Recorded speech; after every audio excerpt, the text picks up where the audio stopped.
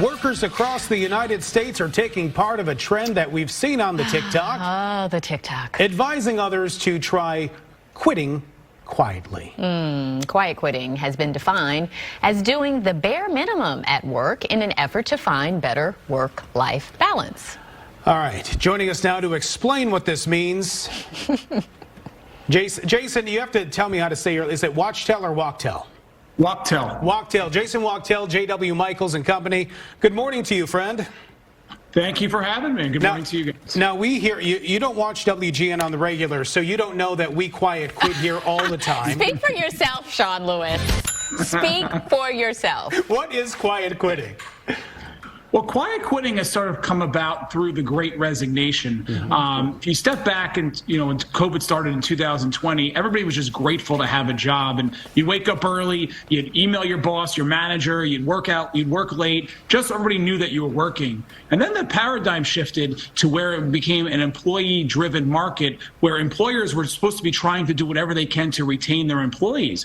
But what sort of happened is people now, employees know they're in the driver's seat. So if they're not being challenged at work or getting what they want, they're sort of doing the bare minimum they can do, whether they're staying in their job or quietly looking. The lack of engagement has really forced employees sometimes to really not be as engaged as they used to be in their jobs. But Jason, is this really a new phenomenon, or is it just that we have a new name for it? Because I'm sure we've all known people in their jobs who have, just kind of coasted along and still have, reaped the rewards.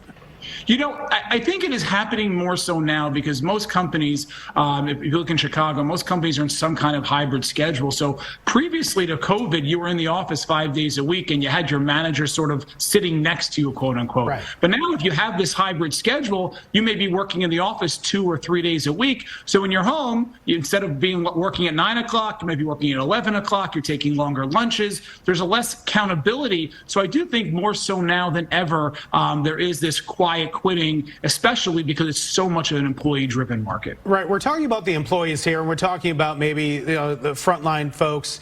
Is it possible, Jason, that it goes even farther up the chain, like perhaps the managers are also quiet quitting themselves, and it's just kind of everyone's done, tired? They're tired. I would say a lot of people are tired. I mean, everybody's been working very hard and most companies have done very well. So again, going back to an employee-driven market, candidates are so much more in demand than ever so before.